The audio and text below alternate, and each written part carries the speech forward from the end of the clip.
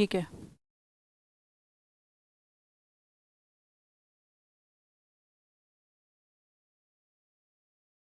ये तो रहा लाइव स्ट्रीमिंग। इस पे है तो यहाँ जा।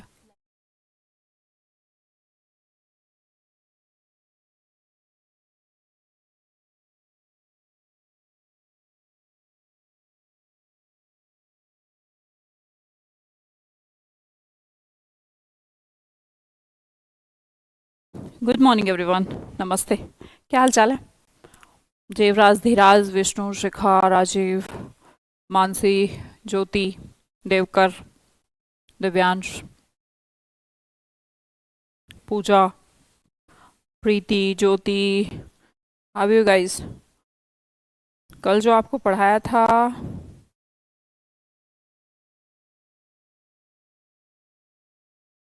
पूर्णा, प्रसाद, विश्वास, पूरे दिन लेती हूँ बेटा। Good morning, good morning, good morning. क्या हाल चाल है?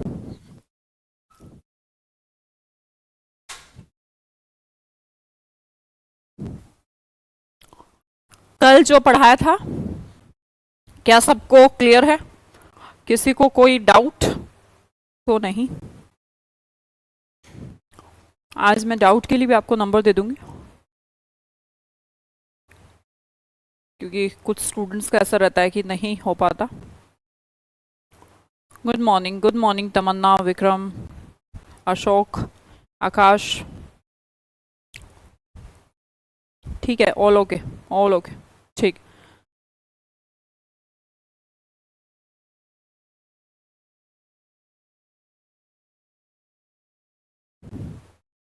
रवीना, आपको पढ़नी थोड़ा ना थी वो।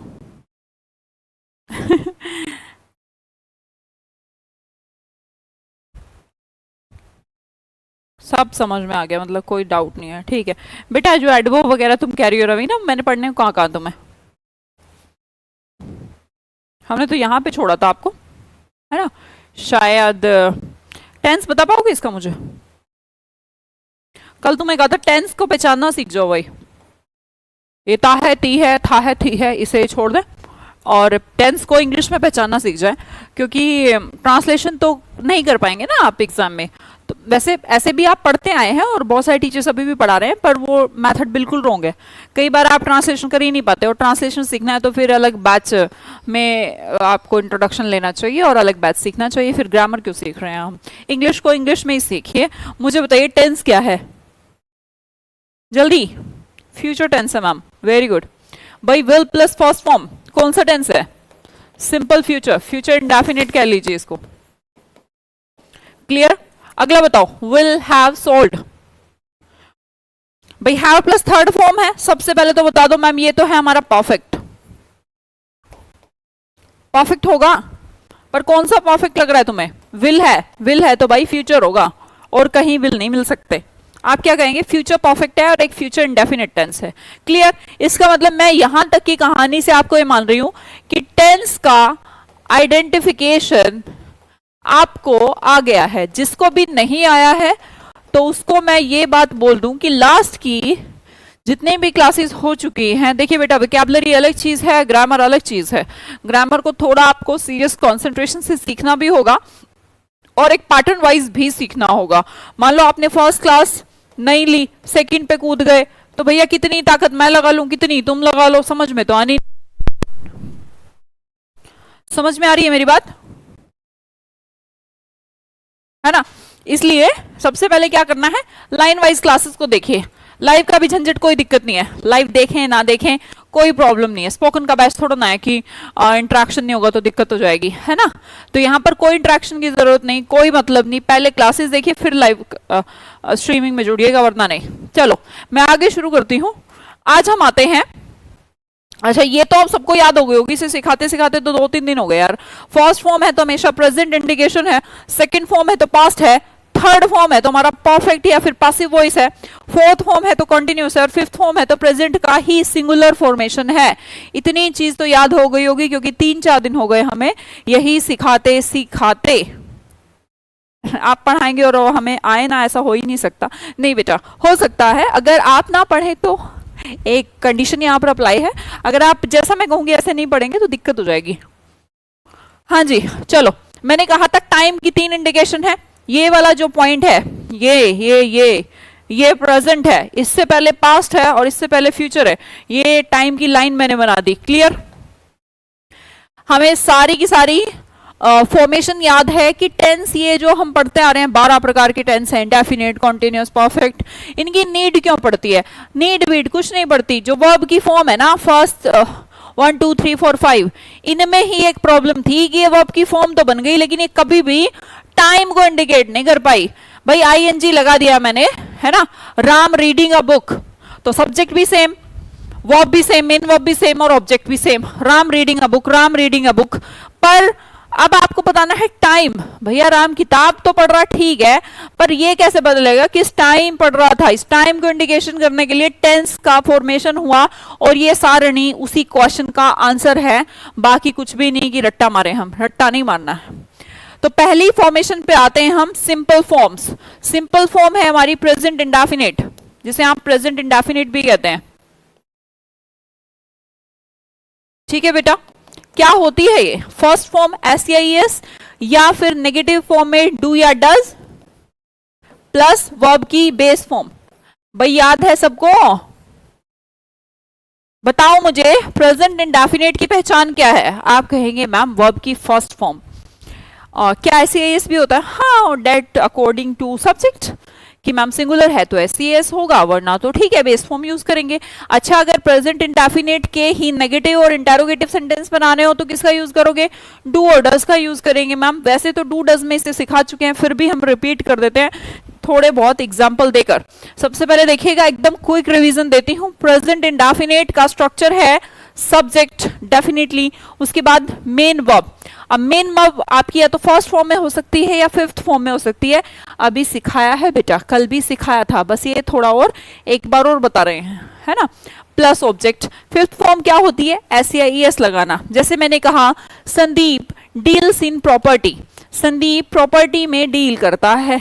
अब हिंदी अब तो बन गई, कई बार नहीं बनेगी। अब भैया तुम्हें प्रॉपर्टी की हिंदी आती हो ना आती हो, डील की हिंदी आती हो ना आती हो, तुमने देखा कि ये वर्ब की फर्स्ट फॉर्म के साथ SEIS है और एक ही वर्ड में वर्ब है, इसका मतलब ये मेन वर्ब है। ऐसा स्ट्रक्चर ओनली प्रेजेंट इंडेफिनिट का होता है। मैम इतनी बात मुझे क्लियर है?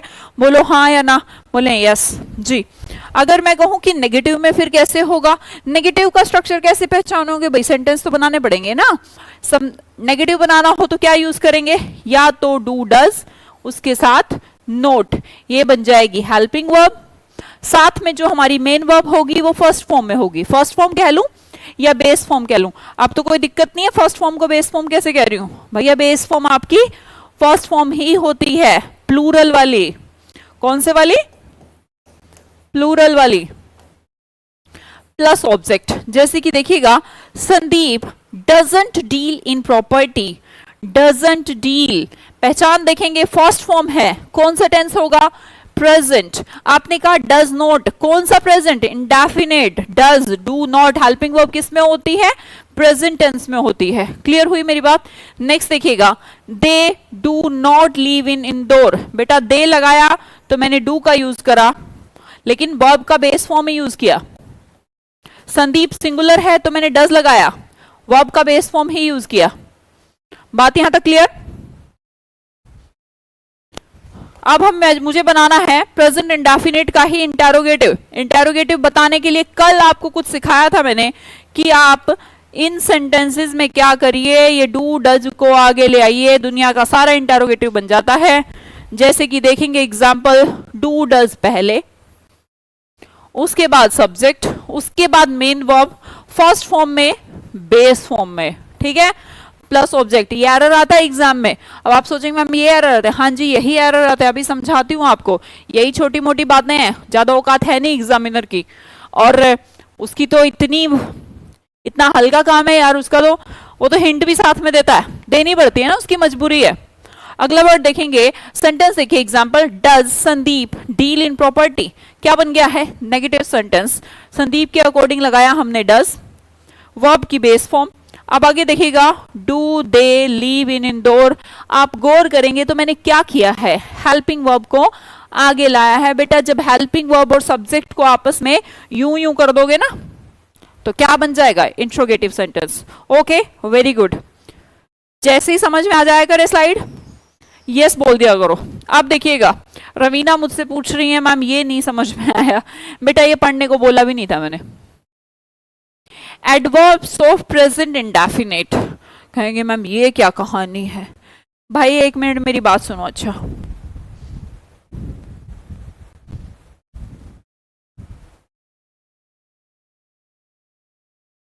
खाली स्लाइड ले लें जरा। चलो यहां पे मैं कुछ सेंटेंस लिख रही हूं, इधर ध्यान देना बस।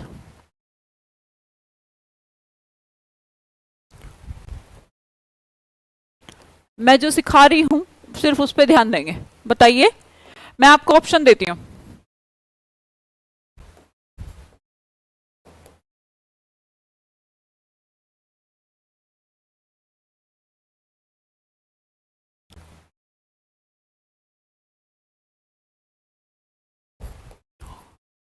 सही आंसर बता दे।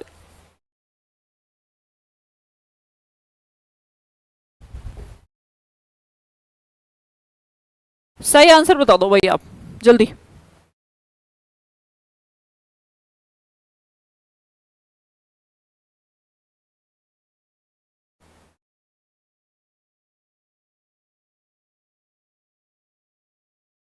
बताओ।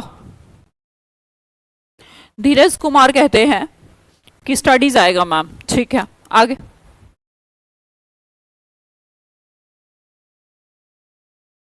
बताओ जल्दी भाई, ऑप्शन है तुम्हारे सामने।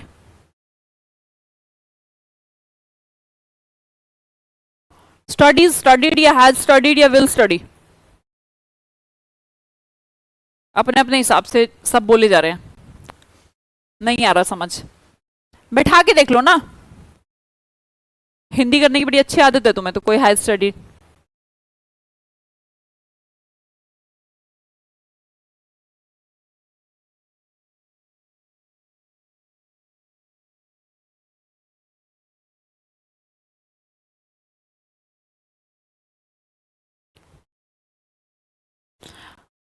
अब एक एडिशनल इंफॉर्मेशन की नीड है। बेसिक बात ये है, मैंने कहा राम इंग्लिश पढ़ता है, राम इंग्लिश पढ़ता था, राम इंग्लिश पढ़ चुका है, राम इंग्लिश पढ़ेगा। चारों की हिंदी ये निकलेगी और बिल्कुल सही है, कोई प्रॉब्लम नहीं, चारों ही सही है, कोई भी लग सकता है। बट अब इस चीज को कैटेगराइज करने के लिए कि भैया एग्जामिनर कौन सा लगवाना चाहता है, फॉर एग्जाम्पल उसने यहां पर लगा दिया होता एवरी डे। अब बताओ, Ram fill in the blank English every day. Ram हर रोज इंग्लिश क्या करता है? अब बताओ जल्दी बोलो भाई। विल स्टडी, स्टडी स्टडीड मत बोलो, कोई कुछ कोई कुछ। भाई एक एक्स्ट्रा इंफॉर्मेशन मैंने दे दी, राम रोज एवरी डे इंग्लिश पढ़ता है, ऐसा आप कहोगे। आप कहेंगे मैम अब आप लगा दीजिए इन दोनों में से प्रेजेंट इंडेफिनिट, क्योंकि मैंने कहा रोज पढ़ता है। अगर मैं यहां लगा देती यस्टरडे तो क्या होता?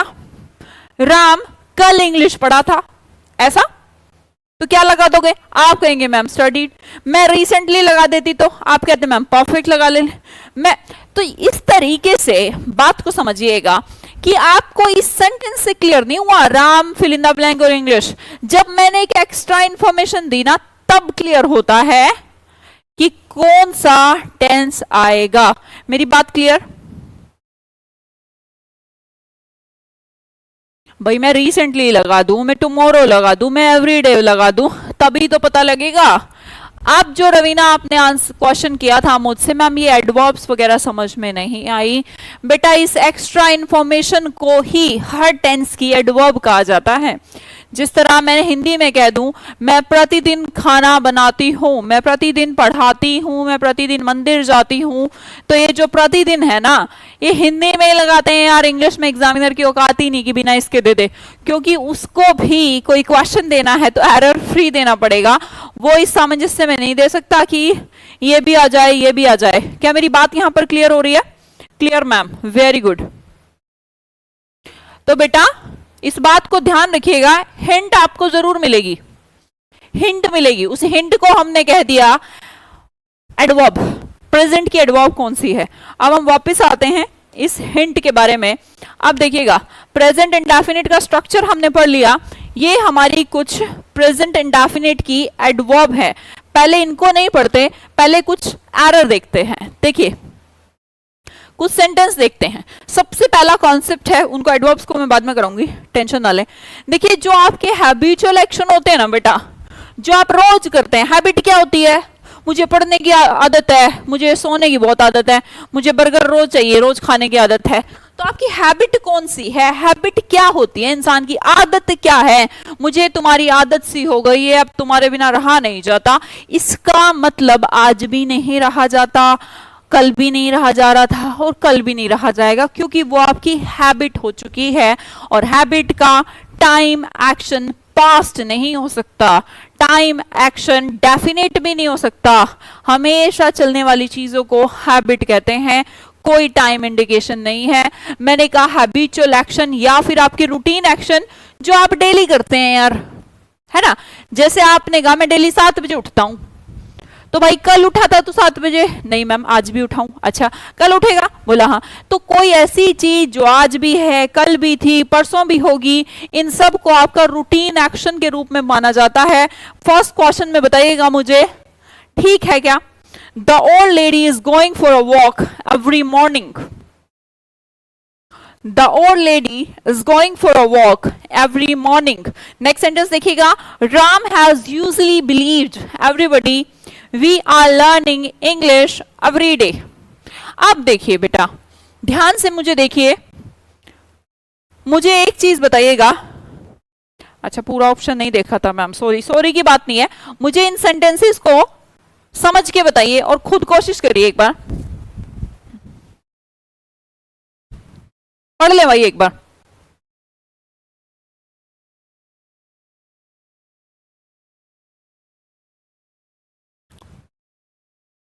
कमेंट में लिखे ना लिखे, एक बार रीड जरूर कर लें। The old lady is going for a walk every morning. Ram has usually believed everybody we are learning English every day. गौर करिए मेरी इस बात पर, old lady is going for a walk every morning. आपने एक एडवर्ब देखी, इससे कहा मैंने एडवर्ब, आप जो पीछे अभी देख के आए थे कंफ्यूज हो रहे हैं, मैंने देखिएगा यहां पर एक वर्ड है भैया, ये इसका हैबिचुअल एक्शन है, हर सुबह जाती है, हर सुबह जाती है। मैंने कहा कि इसका हैबिचुअल एक्शन है, ठीक है ma'am. Everybody, sorry every day, हर रोज। यूजुअली, यूजुअली का मतलब भी क्या होता है? यूजुअली का मतलब है आपका रूटीन एक्शन है। यूजुअली का मतलब होता है प्राय, अक्सर, अक्सर जाती है, अक्सर मंदिर जाती है। अक्सर मतलब आज भी, कल भी, पहले भी जाती थी, आगे भी जाती रहेगी। तो अक्सर भी कैसा वर्ड है? रूटीन एक्शन है। तो तीनों वर्ड में आप एक वर्ड को इंडिकेट कर पा रहे हैं। अब जो एग्जामिनर है आपको ऐसे नहीं दे सकता the old lady is going for a walk, तो ठीक भी है ये सेंटेंस, वॉक के लिए जा रही है, कोई दिक्कत हो ना, कॉन्टिन्यूस है, हो सकता है अभी जा रही है, कल को नहीं जाएगी, या फिर इसके बाद जाएगी नहीं जाएगी, कोई नहीं पक्का पता। लेकिन उसने आपको एक हिंट दी। बेटा ध्यान रखिएगा, जब आप एग्जाम में जाएंगे तो एग्जामिनर आपको हर सेंटेंस में हिंट देगा। वो आपकी आंख है, वो आपकी परख है कि आप उसे समझ पाएंगे या नहीं समझ पाएंगे। आप समझ पाए तो बात बन गई, और अगर नहीं समझ पाए तो भैया गया नंबर। क्लियर हुई मेरी बात? हिंट हमेशा रहेगी। मैंने देखा कि ये एक रूटीन एक्शन है उसका, एवरी डे मतलब उसकी हैबिट है इंग्लिश पढ़ना, ठीक है। यूजुअली ये भी उसका रूटीन एक्शन है। तो रूटीन एक्शन और हैबिचुअल एक्शन हमेशा प्रेजेंट में लिखे जाते हैं। बताइएगा मुझे इसका क्या कर दूं? इस गोइंग को काट कर यहां पर क्या कर देते हैं? गोज। भाई इंडेफिनिट बनाना तो आता है। अब द ओल्ड लेडी गोज, आगे देखिएगा, राम हैज बिलीव्ड एवरीबडी, तो मैंने कहा हैज को भी काटो, बिलीव्ड को भी काटो, ये तो आपने परफेक्ट बना दिया। इंडेफिनिट बनाइए और आप कहिए बिलीव्स। क्लियर बात मेरी? नेक्स्ट देखिएगा, we are learning English every day, हर रोज आप ही पढ़ रहे हैं। मान लो आप अपने आप कहें कि मैं हर रोज इंग्लिश पढ़ता हूं, है ना, तो हमने कहा कि ऐसे हैबिचुअल एक्शन जो आपके रूटीन में है ना यार, कल भी क्लास ली थी आज भी ले रहे हैं, तो ये रूटीन एक्शन को प्रेजेंट इंडेफिनिट में यूज किया जाता है। और हम क्या लिखेंगे, वी लर्न। क्लियर यहां तक मेरी बात? नेक्स्ट सेंटेंस देखते हैं, they have seldom got late to class, वो अक्सर क्लास में लेट हो जाते हैं। आपने देखा एक आपका एडवर्ब यहां पर सेल्डम, सेल्डम भी क्या कहती है, आपके हैबिचुअल एक्शन को कहती है। भैया तेरा काम है रोज लेट आने का, तो जिसका जो काम है ना रोज लेट आने का, वो उसकी आदत हो चुकी है, रूटीन में आता है वो, ठीक है। अगला वर्ड देखिए, it's usually raining here heavily, यहां पर अक्सर ही क्या होता है, बारिश होती है। तो आप देखेंगे ये जो वर्ड है यूजुअली, ये जो वर्ड है सेल्डम, ये दोनों ही वर्ड क्या है, कौन सी एडवर्ब फ्रीक्वेंसी है?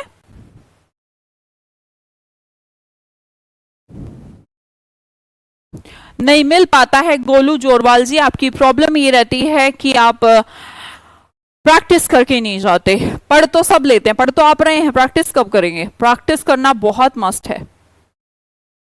देखिए मुश्किल ही लेट में क्लास में लेट होते हैं, या फिर यहाँ अक्सर बारिश होती है, बहुत मुश्किल है कि वो क्लास में लेट हो, तो ये उनका क्या है, हैबिचुअल एक्शन है, उनका रूटीन एक्शन है। करेक्ट करिएगा सेंटेंसेस को जल्दी से। आप कहेंगे हैव सेल्डम को काट कर मुझे लगाना चाहिए, क्या लगाना चाहिए? यहां पर गोट को हटाओ, हैव गोट को हटाओ, और हमने कहा एक वर्ब लगाओ गेट। मैंने कहा इट इज यूजली रेनिंग, हटाओ, इज को हटाओ, रेनिंग को हटाओ, कॉन्टिन्यूस क्यों आएगा? हम कहेंगे प्रेजेंट इंडेफिनिट। क्या कहेंगे? क्या कहेंगे? Present indefinite. क्लियर हुई मेरी बात?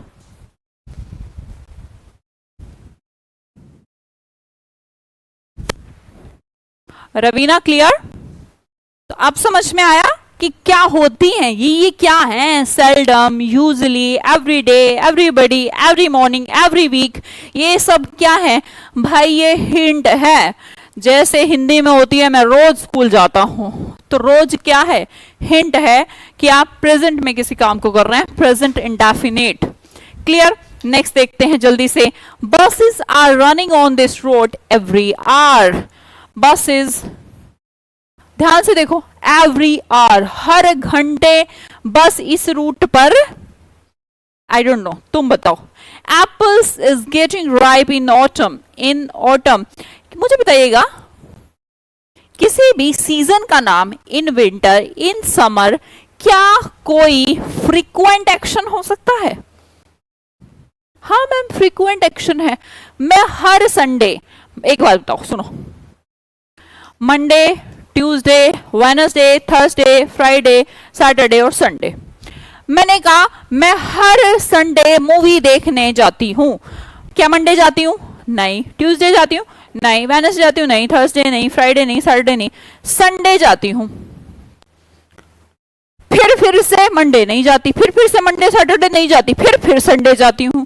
क्या ये मेरा फ्रीक्वेंट एक्शन नहीं है? फ्रीक्वेंट एक्शन क्या होता है? एक पर्टिकुलर फ्रीक्वेंसी ऑफ टाइम के बाद फिर से कोई चीज का रिपीट होना, फिर से उस रूटीन का फॉलो होना। अब मैंने कहा मैं रोज स्कूल जाती हूँ, भैया 7 दिन थोड़ा स्कूल में रहती हूँ, रोज करती हूँ लेकिन एक टाइम पीरियड पर, तो उसे कहते हैं फ्रीक्वेंट एक्शन। इसीलिए बेटा जो अपने सीजन है, ऑटम है, तो मैंने कहा ऑटम अभी आ गया, विंटर अभी आ गया, समर क्या अब दोबारा आएगा? जी हाँ भैया, एप्पल पकते हैं ऑटम में, अगले ऑटम में भी पकेंगे क्या? जी हाँ मैम। पिछले में पके थे क्या? जी हाँ मैम। तो ये चीज ऐसी नहीं होगी जो कल भी थी, आज भी, हर परसों भी। ऐसे सेंटेंसेस इंडेफिनिट होते हैं, और हमने कहा ये हमारे रूटीन ही एक्शन है, ये एक फ्रीक्वेंसी के बाद हो रहे हैं, तो ये हमारे फ्रीक्वेंट एक्शन है। क्लियर मेरी बात? हाँ जी, चेंज करिएगा, क्या बनाएंगे हम इसे?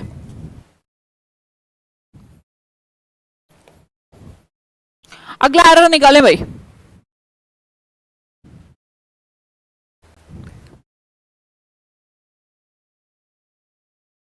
Gate, very good.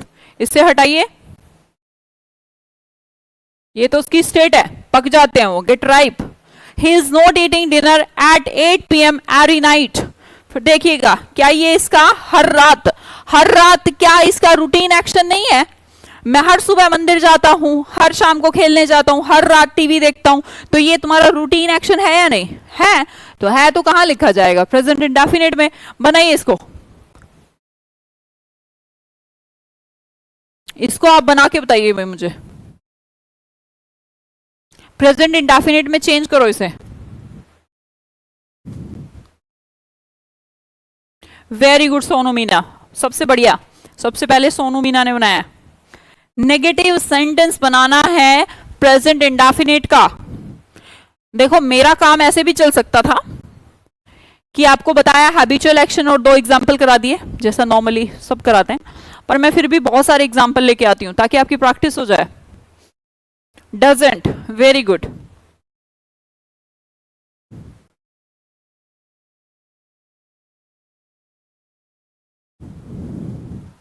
क्यों बेटा इट्स क्यों? सुमिता, सुमित्रा पांडा, मैंने आपको नेगेटिव सेंटेंस नहीं बनाने सिखाए क्या प्रेजेंट इंडेफिनिट के?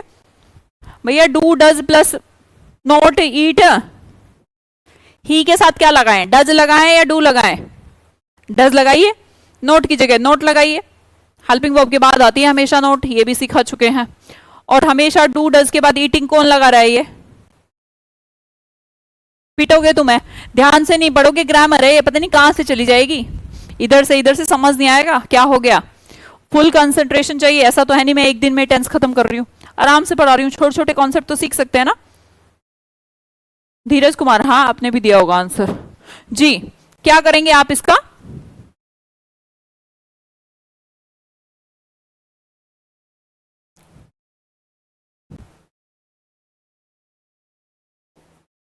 डज नॉट ईट या फिर डजंट ईट। आया क्यों है? अब समझ में आ गया होगा। अब नहीं पूछेंगे मैं ये every night, every hour, in autumn ma'am ये क्या होता है, ये सब प्रेजेंट इंडेफिनिट होता है भाई। अब देखिएगा, ये होती हैं टाइमलेस एडवर्ब्स। टाइमलेस क्यों कहा? इसका नाम टाइमलेस क्यों है? टाइमलेस मतलब कि इसको किसी भी टाइम में बाउंड नहीं किया जा सकता। मैंने कहा हर दिन, मैंने कहा हमेशा, हमेशा। क्या कोई टाइम बाउंडेशन है? इनडेफिनेट का नाम इनडेफिनेट क्यों रखा? डेफिनेट नहीं। जो डेफिनेट नहीं है, जो चलता आ रहा है, चल रहा है, चलता रहेगा, हमें नहीं पता कब तक, इस रूटीन को कहा जाता है प्रेजेंट इनडेफिनेट, नॉट डेफिनेट। हमने कहा हमेशा, हमने कहा नेवर, कभी नहीं, ऑफन, अक्सर, सेल्डम, रेयरली, है ना, हार्डली, मुश्किल से, वही उसके सिनोनिम है। यूजुअली, जैसे कि ऑफन, ओकेजनली, तो ये सारी की सारी एडवर्ब्स। रेगुलरली, डेली जिम जाता हूं, है ना, डेली जिम जाता हूं। In a year, in a year, every month, every day, every year, every winter, every Sunday, every Monday. तो दिमाग में सेट कर लो, जो रूटीन एक्शन की एडवर्ब्स हैं वो सब किस में लिखी जाती हैं? प्रेजेंट इंडेफिनिट में। और मैंने कहा ये टाइमलेस एडवर्ब्स हैं। समझ में आया टाइमलेस क्यों बोला? इसका कोई टाइम का बाउंडेशन नहीं है आपके पास। मैंने कहा मैं स्कूल जाती हूं, मैं पढ़ाती हूं, तुम्हें पता है कि मैं कब तक पढ़ाऊंगी, कब से पढ़ा रही हूं? मैं आपको इतना पता है कि मैं पढ़ाती हूं, तो इसे कहते हैं टाइमलेस। तो हमेशा हैबिट्स और जो रूटीन है आपके actions always valid in every time, हर समय वो वैलिड रहते हैं। आप उन्हें कभी भी बोल लीजिएगा, हैबिचुअल एक्शन हमारे हमेशा वैलिड है, इसलिए हमेशा इन्हें इसी जैसे सेंटेंस से लिखा जाता है इनडेफिनिट, क्योंकि इनडेफिनिट का मतलब भी टाइमलेस होता है, इसलिए ये दोनों रिलेट कर पाए। क्लियर हुआ कि प्रेजेंट इंडेफिनिट को कैसे कैसे यूज किया जाता है? बताओ भाई मुझे। नेक्स्ट देखिएगा, प्रेजेंट इंडेफिनिट को कुछ और भी होता है, ये बता दिया, सबसे इंपॉर्टेंट वही था, सबसे ज्यादा वही यूज किया जाता है। सेकंड, दूसरा कॉन्सेप्ट है जो हमारी प्रोवर्ब है, मुहावरे हैं, लोकोक्तियां हैं, इन सबको भी प्रेजेंट इंडेफिनिट में लिखते हैं। रट्टा नहीं मारना, सोचो, मैंने कहा नाच ना जाने आंगन टेढ़ा, ऊंट के मुंह में जीरा, ये कहावत कब से बोली जा रही है, कब तक बोली जाएंगी, क्या तुम्हें आइडिया है? नहीं मैम, आज भी बोली जाती है, काला अक्षर भैंस बराबर, कल भी बोली जाती रही होगी और आगे भी बोलते रहेंगे, कब तक? We don't know. It's mean timeless. Timeless मतलब इंडेफिनिट। क्लियर हुई मेरी बात? जैसे कि देखिएगा, a rolling stone will gather no moss. जो इंसान फ्लिप करते रहते हैं ना, उन्हें कभी कुछ नहीं मिलता। अ रोलिंग स्टोन, मान लो आज पढ़े, कल नहीं पढ़े, कल कुछ और पढ़े, कल दूसरी किताब उठा लिए, मैं तो इंजीनियर बनूंगा, फिर मैं डॉक्टर बनने लगा, फिर मैं एसएससी की तैयारी करने लगा, तो भैया उनको कुछ नहीं, खाली हाथ रहते हैं। तो जो लुढ़कती चीजें, लुढ़कता स्टोन है, लुढ़कती चीजों को कभी कुछ नहीं मिलता, ना इधर का ना उधर का। क्लियर हुई मेरी बात? Yes ma'am, very good, thank you so much. मैंने कहा a rolling stone will gather no moss. बेटा एरर देखिएगा दोनों में, कोई एरर नजर आता है क्या? अगली भी बता दूं, it's taking 2 persons to make quarrel. एक हाथ से ताली नहीं बजती, ये कहावत पहले भी थी, आज भी है, हमेशा रहेगी। तो कैसा टेंस मुझे यूज करना चाहिए इन प्रोवर्ब्स के लिए? सही तो करो, क्या यूज करना चाहिए? फ्यूचर को हटाओ और लिखो gathers. Clear? It's taking 2 persons to make quarrel, ये भी हमेशा किस में लिखा जाएगा? इंडेफिनिट में। इंडेफिनिट लिखना सिखा चुकी हूं। First form plus S S के साथ लगाइए, इज टेकिंग को काटिए और बनाइए, बनाया किसी ने? टेक्स। विल नहीं होगा तो फिर गैदर्स नहीं होगा क्या बेटा? तूने लिख दिया विल नहीं होगा, फर्स्ट फॉर्म लगाओगे या नहीं? भाई सिंगुलर है तो फर्स्ट फॉर्म लगाएंगे। क्लियर? आगे देखिएगा, कुछ proverb of a journey of 1000 miles will begin with a single step. हमेशा कुछ बड़े करने के लिए छोटे से शुरुआत करनी पड़ती है, ये कहावत है। इसको भी आप इंडेफिनिट में चेंज करेंगे, practice made a man perfect, ये तो हमेशा सुनी होगी। अब एक सवाल आपके मन में आ रहा होगा, और वो सवाल ये है कि मैम हमें कैसे पता लगेगा ये प्रोवर्ब है? आ रहा है क्या भाई? एग्जाम में आ गया, मान लो ये लिखा आ गया, ऐसे ये लिखा आ गया, तो तुम्हें कैसे पता लगेगा? भाई देखो, अगर उसको प्रोवर्ब ही पूछनी होती तो वो क्या करता? 5 नंबर की ना प्रोवर्ब पूछ लेता। अगर उसे तुम्हारे ज्ञान का ही पता करना होता कि तुम्हें प्रोवर्ब कितनी आती है, सिनोनिम एंटोनिम भी तो पूछ लेता है, प्रोवर्ब पूछ लेता 5 नंबर की। पर ऐसा तो नहीं है, उसे कोई दिलचस्पी नहीं है एग्जामिनर को आपकी ये जानने में कि तुझे प्रोवर्ब्स आती हैं या नहीं।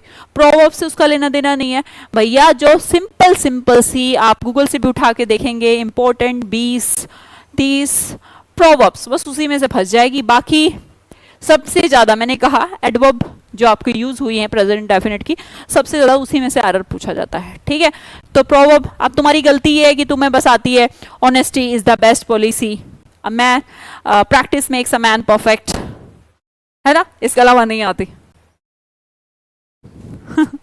ठीक है, विल बिगिन गलत है, अ journey of 1000 miles begins. Very good, इसको भी बनाइए इंडेफिनिट। ये तो बोलते भी हो यार, प्रैक्टिस में एक समान परफेक्ट, अभी एरर है यहां पर, नहीं लगाना। ठीक है, अगला देखिएगा, यूनिवर्सल फैक्ट और ट्रूथ, जो सच्चाई है। ध्यान रखिएगा, मैंने अभी तक 2-3 बात कही। एक तो एडवर्ब फ्रीक्वेंसी लगा के देखे तो देख लेना बेटा, टेंस इंडेफिनिट आएगा, प्रोवर्ब है इंडेफिनिट आएगा। अब मैंने कहा यूनिवर्सल फैक्ट और ट्रूथ, रट्टाफिकेशन नहीं है, बात सेम ही है। अब यूनिवर्सल फैक्ट है, मैंने कहा for example plants have prepared their own food, पौधे अपना भोजन खुद बना चुके हैं, कल को बाजार से डोसा मंगवाएंगे, और आज बना लिया कल को भूखे रहेंगे, व्रत रखेंगे, ऐसा कुछ है? भैया पौधे अपना भोजन प्रिपेयर, मैं नहीं बता रही, हिंदी नहीं बता रही, पर आप खुद ही सोचिए कि मतलब आज बना रहे हैं, कल बनाएंगे क्या? या कल व्रत रखेंगे सोमवार का, सावन चल रहा है, ऐसा तो होने नहीं वाला। तो क्या ये उनका हैबिचुअल एक्शन है? आप कहेंगे यस। क्या ये ट्रुथ है? यस। क्या ये यूनिवर्सल फैक्ट है, ये हमेशा चलता रहेगा? तो आप कहेंगे यस। कोई इडली डोसा नहीं खाते, वो रोज अपना भोजन बनाते हैं। तो हम क्या कहेंगे? इस सेंटेंस को किस में लिखिए? प्रेजेंट इंडेफिनिट में आप लिखिएगा। मैंने कहा the sun will rise in the east and set in the west. सूरज पूर्व से निकलेगा कल, क्योंकि आज तो पश्चिम से निकला था, हो सकता है कल उत्तर से निकले, और हो सकता है 3-4 दिन पहले तो शायद पश्चिम से निकला था, ऐसा कुछ है? ये तो गलत बात है, हमेशा ही वो तो ईस्ट से निकल रहा है और वेस्ट में छिप रहा है। जो चीज यूनिवर्सल फैक्ट है, जो डेली रूटीन है, जो यूनिवर्सली ट्रूथ जिसको मान लिया गया है, सच्चाई है वो। ऐसा नहीं है कि सूरज का आज मन नहीं कर रहा, कि आज सूरज का मन नहीं कर रहा और सूरज कह रहा है मैं नहीं निकलना, अब मैं अब निकलूंगा, मुझे पूर्व पश्चिम से मतलब नहीं, आज मेरा मन कर रहा है उत्तर से निकलने का, तो उत्तर से नहीं निकलने वाला। अनुज कुमार पूरी क्लासेस देख ली पिछली? अभी तक तो कुछ पढ़ाया भी नहीं भाई, अभी तक तो बहुत सिंपल चीज चल रही है। प्रेजेंट इंडेफिनिट, वेरी गुड, सब बना पा रहे हैं, बहुत बढ़िया, बहुत शानदार। Rises, very good.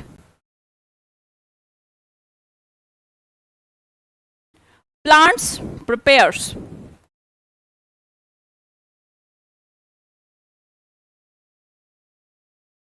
प्रिपेयर। और बताइए किसी को कोई और दिक्कत? Very good. अगला बताओ, earth is moving around the sun. क्या ऐसा है कि आज पृथ्वी सूरज के चारों ओर घूम रही है, कल कहेगी मैं तो मंगल के घूमूंगी, मैं नहीं सूरज के चारों ओर घूमती अब, ऐसा कुछ होने वाला नहीं भाई। ये यूनिवर्सल ट्रूथ है, हमेशा से घूम रही है, आज भी घूम रही है, कल भी घूमती रहेगी और घूमती आई है। जो चीजें आपके एक्शन रूटीन में चल रही हैं, ये वो यूनिवर्सल ट्रूथ है। और हमने कहा अर्थ इज मूविंग नहीं, earth moves. Present indefinite. Thank you so much, thank you so much. किसके लिए? चलो, जैसे मैंने कहा water is boiling at 100 degree Celsius, पानी 100 डिग्री सेल्सियस पर उबल रहा है, कल को 101 पे उबलेगा, परसों 102 पे, कुछ दिन पहले 99 पे उबलता था, कुछ दिन पहले हो सकता है 60 पे उबल जाता था। Is it possible? भाई वो 100 डिग्री पे ही उबलता है, 100 डिग्री पे ही उबलता आया है हमेशा से, ये एक यूनिवर्सल ट्रूथ है। तो चेंज करिए, इज बॉइलिंग को बनाइए boils. Rivers are flowing down mountains to oceans. नदियां पहाड़ से, ये पहाड़ है, ये ओशन की तरफ बहती हैं या बह रही है। देखिए बेटा, वैसे तो बह रही हैं, ये आज भी चल रहा है, कंटिन्यूस है ये तो, है ना, आज भी तो बह रही है तो कंटिन्यू ना चीज। पर आपने इसको यूनिवर्सल ट्रुथ माना है। क्या ऐसा हो सकता है कभी किसी जमाने में सागर से चलकर पहाड़ों पे नदियां जाती हो? Is it possible? नहीं। तो ये है तो एक्शन कंटिन्यू भी है, ऐसा नहीं कि आप इसको इज फ्लोइंग, इसको रोंग में मान लेंगे कि ये तो गलत ही चीज हो गया। गलत कुछ नहीं हुआ, कोई इंडिकेशन नहीं है, बट आप गौर करेंगे कि ये क्या यूनिवर्सल भी फैक्ट है। तो आप गौर करेंगे तो पाएंगे कि यूनिवर्सल फैक्ट है, नदियां हमेशा से ही माउंटेन से सागर की तरफ बहती हैं, ना कि सागर से कभी माउंटेन की तरफ बहती थी। तो हम क्या कहेंगे? Reverse flow, reverse flow. आगे देखते हैं, देखिएगा, अभी मैंने कहा था हैबिचुअल, फिर से रिपीट कर देती हूँ, हैबिचुअल एक्शन जो आपके हैबिट में हो, आपके डेली रूटीन एक्शन जो आप डेली करते हैं, प्रोवर्ब्स जो हमने अभी सीखी, आपके फ्रीक्वेंट एक्शन मींस जो एक फ्रीक्वेंसी के बाद हो रहे हैं, सर्दी में होते अब अगली सर्दी में होंगे, ठीक है। यूनिवर्सल ट्रूथ जिसे पूरा ब्रह्मांड सच मानता है और आपके फैक्ट, इन सब को वैलिड लिखा जाता है एवरी टाइम, हर टाइम में वैलिड है ये, इसलिए इन्हें किस फॉर्म में लिखा जाता है? Present indefinite. अब तक की हमारी क्लास का सार ये है, ये वाली स्लाइड। किसी को कोई दिक्कत?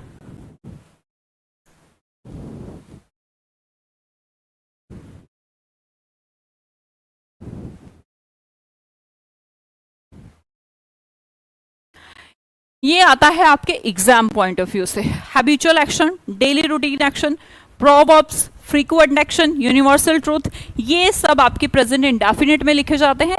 इसके अलावा प्रेजेंट इंडेफिनिट में आपको न्यूज़पेपर की हेडिंग, जो देखिए न्यूज़पेपर आज में छपता है, हमेशा उसे प्रेजेंट इंडेफिनिट, क्या पता घटना 4 दिन पहले की हो, वो हमेशा इंडेफिनिट फॉर्म में आपको मिलेगा। आप देख लीजिएगा, जो भी हेडलाइंस रहती हैं आपकी, बेशक वो कल काम हुआ लेकिन वो हमें न्यूज़ आज दिखा रहा है, तो हमेशा इंडेफिनिट फॉर्मेशन में रहता है, क्योंकि वो न्यूज़ कब तक पढ़ी जाएगी पता नहीं, तो हमेशा उसे इंडेफिनिट में लिखा जाता है। सेकेंड चीज़, आपकी जो कमेंट्री वगैरह होती है क्रिकेट वगैरह में, उनको भी लाइव ऐसा मानकर, वो चाहे कब की आप देख लें, हमेशा किस फॉर्म में होती है? प्रेजेंट इंडेफिनिट में। पर आपसे ऐसा कोई क्वेश्चन पूछा नहीं जाता एग्जाम में कि वो आपसे कोई कमेंट्री पूछे या फिर न्यूज़पेपर की हेडलाइंस पूछे, वो आपसे यही सब पूछता है, वो मैं एक्स्ट्रा इंफॉर्मेशन के लिए बता रही हूँ, ठीक है। जैसे न्यूज़पेपर की headlines, PM is signing deal of Rafale, मैंने कहा ट्रांसलेट नहीं कर सकते, न्यूज़पेपर की हेडलाइंस थी। आप कहेंगे मैम हमें क्या पता, जरूरी है क्या हेडलाइंस थी या नहीं? भाई मैं भी नहीं कह रही, इसलिए तो कहती हूँ एग्जाम में ऐसे क्वेश्चन इसलिए नहीं पूछे जाते क्योंकि श्योर नहीं कर सकते कि ये न्यूज़पेपर की हेडलाइन थी क्या। मैं आपको मानने को कह रही हूँ कि अगर न्यूज़पेपर की हेडलाइन आपको लिखनी हो तो इसको क्या लिखेंगे? साइंस। राहुल कमेंटेड ऑन किसान बिल, तो बोलेंगे कमेंट्स। न्यूज़पेपर कभी भी पास्ट में नहीं लिखा मिलता, देख भी लीजिएगा। Biden wins the presidential election, तो हम कहेंगे, चाहे वो जीत चुका है, अतुलित जी मेरा नाम भी ले लीजिए, मैंने आपको याद कराया, चीज ध्यान रखिएगा, न्यूज़पेपर चाहे 10 दिन बाद का छपा हुआ, मान लो आप आज पढ़ रहे हैं तो आपके लिए वो तो प्रेजेंट का काम करेगा, हमेशा के लिए वो वैलिड रहेगा आगे के टाइम के लिए, तो इसलिए उसे कभी भी किसी और टेंस में नहीं, प्रेजेंट इंडेफिनिट में लिखा जाता है बेटा, ठीक है। तो न्यूज़पेपर की हेडलाइंस। अब हम बात करते हैं, हमारा इंडेफिनिट यहाँ पर खत्म हो जाता है। इंडेफिनिट में बस इतना ही, इसके अलावा कुछ भी नहीं। क्या क्या, दोबारा से सोच लीजिएगा। सबसे इंपॉर्टेंट एक्चुअली आपके इंडेफिनिट, कॉन्टिन्यूस और परफेक्ट ही रहते हैं। Perfect, continuous, present perfect, past perfect, इसमें तो हमारा कुछ भी नहीं लगना, एक दिन में ही सारे कंप्लीट हो जाते हैं। सबसे ज़्यादा जो हमारा टाइमिंग लेते हैं इंडेफिनिट और उसके बाद कॉन्टिन्यूस, यही सबसे ज़्यादा टाइम लेते हैं, वो भी फ्यूचर के नहीं, सबसे ज़्यादा प्रेजेंट और पास्ट के, इन्हीं में से सबसे ज़्यादा एरर पूछा जाता है। क्लियर? धीरज ग्रामर में नहीं ऐसा है ना, ठीक है, क्योंकि बेटा टाइम भी कम रहता है, 45 मिनट्स का बैच है। आप बहुत ही अच्छा पढ़ाते हो, you are the best teacher in this world. जी सुगंधा, थैंक यू बेटा। हाँ जी, मैं कुछ पूछ रही थी, अतुलित तेरा नाम ले लिया, चुप हो जा। मैंने कहा रिवीजन करें कि इंडेफिनिट में क्या क्या था हमारे। रूटीन एक्शन, अरे बोलो ना, रूटीन एक्शन जो आप डेली जो वर्किंग है वो, यूनिवर्सल ट्रूथ, हैबिचुअल एक्शन, हाँ ये सब इसमें होगा। और इसके अलावा आपकी न्यूज़पेपर की हेडलाइंस, कमेंट्री है आपकी, तो ये सब किसके होगा? ये भी मैम यूनिवर्सल ट्रूथ है, वो भी इसमें होगा। कोई भी फैक्ट आप बात बोल रहे हैं वो भी इंडेफिनिट में होगा। तो और कुछ हमने कराई थी adverb, like every year, every month, in a week, in a month, in autumn, in summer, everybody, seldom, always, occasionally, never, ये सारी कुछ एडवर्ब्स थी।